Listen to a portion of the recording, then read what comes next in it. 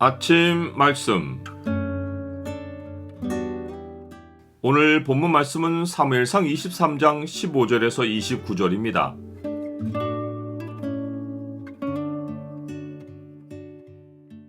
나 자신을 보호하려면 주를 힘있게 의지하라.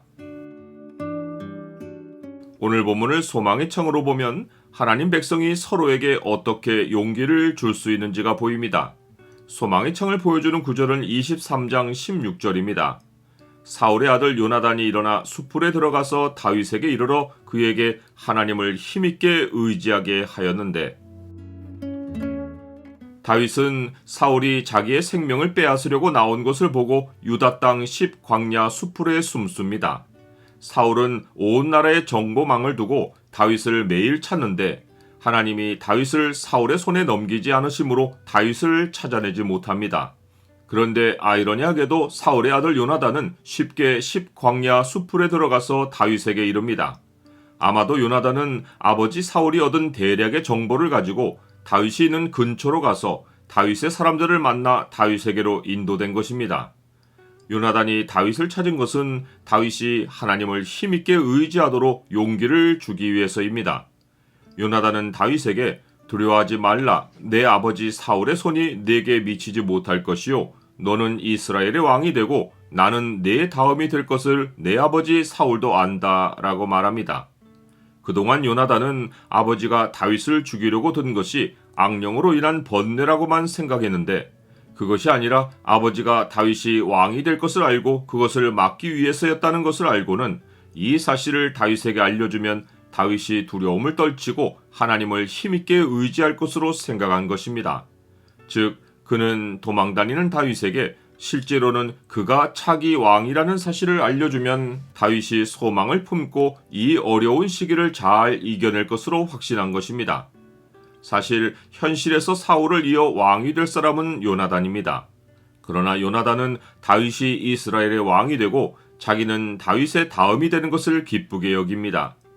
이러한 요나단의 모습은 그가 다윗에게 하나님을 힘있게 의지하게 해주기 전에 스스로 하나님을 힘있게 의지하고 있다는 증거입니다. 요나단이 자기 앞날을 하나님께 맡기고 하나님을 절대 의지하고 있지 않다면 다윗에게 자기가 당연히 누릴 권리를 이양하며 그를 왕으로 모시기를 기뻐할 수 없습니다. 슬픈 것은 요나단은 다윗의 다음이 되기를 기뻐했지만 그는 그 자리에 서지 못하고 전사합니다. 다윗이 시편에서 나의 앞날이 주의 손에 있사오니 라고 고백한 것처럼 사람은 자기의 생각으로 자신의 미래를 그려보지만 미래는 사람의 생각대로 찾아오지 않고 주가 정하신 뜻대로 일어나는 것입니다. 비록 요나단이 내다본 그 자신의 미래는 그의 생각대로 실현되지 않았지만 그가 겸손한 태도로 자신의 미래를 내다본 것은 하나님께 영원히 기억되었고, 그는 전쟁터에서 목숨을 잃은 후 지금 다윗의 다음 자리와는 비교할 수 없는 영광의 자리에서 안식하고 있습니다. 요나단이 다윗에게 용기를 준 후에 둘은 여호와 앞에서 언약하고 요나단은 자기 집으로 돌아갑니다. 이것은 그들이 맺은 세 번째 언약입니다.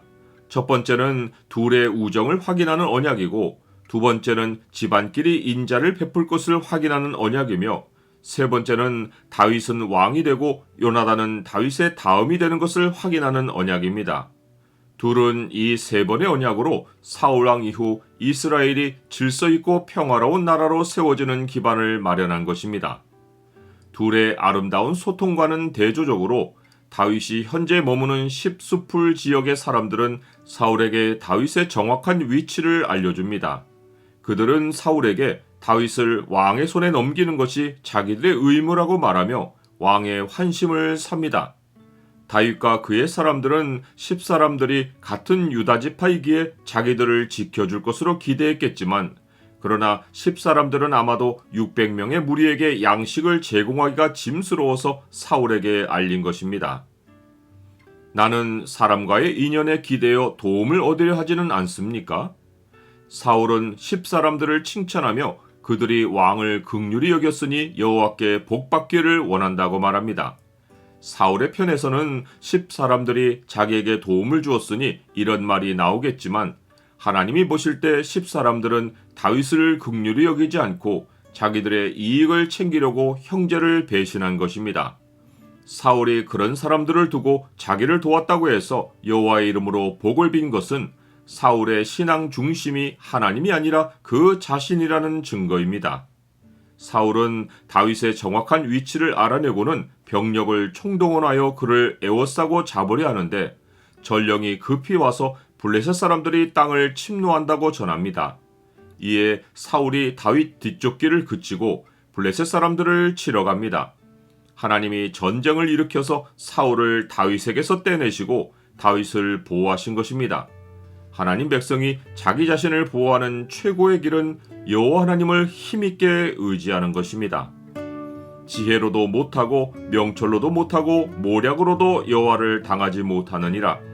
싸울날을 위하여 마병을 예비하거니와 이김은 여호와께 있느니라.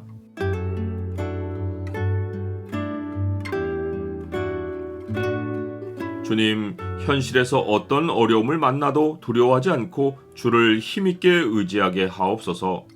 모든 일에는 주의 뜻이 역사하시오니 저의 주장이나 권리를 내세우지 않고 사람들을 신앙으로 세워주며 겸손히 주의 뜻에 순종하게 하옵소서. 예수 그리스도의 이름으로 기도드립니다. 아멘.